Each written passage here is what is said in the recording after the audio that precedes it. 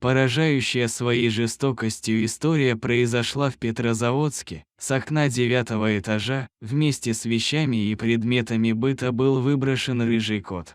Он ударился о землю и в шоке юркнул в открытое окно подвала.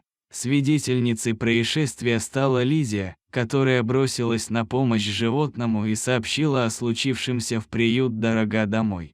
Куратор Анна Октанко тут же выехала на место и спустилась вместе с девушкой в подвал. Пройдя его почти до самого конца, в углу они обнаружили кота с разбитым лицом, который мог лишь жалобно плакать. Беднягу срочно повезли в клинику.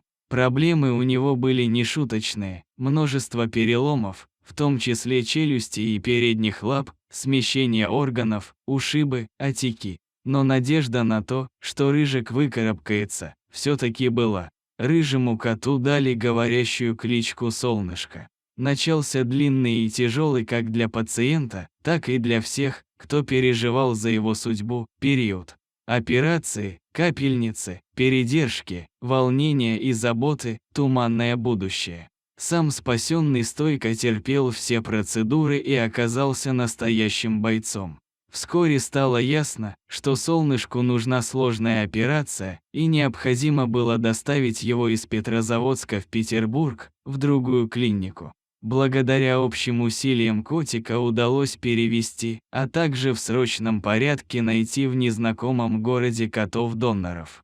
Трудно описать, через сколько операций, наркозов, уколов и осмотров прошел Солнышко за 3 месяца после своего спасения из подвала. К сожалению, людей, которые так поступили с котом, привлечь к ответственности не удалось, но главное, что благодаря усилиям Анны и пожертвованиям сотен неравнодушных получилось спасти жизнь обычному рыжему коту, которому пришлось настрадаться, прежде чем обрести свое счастье.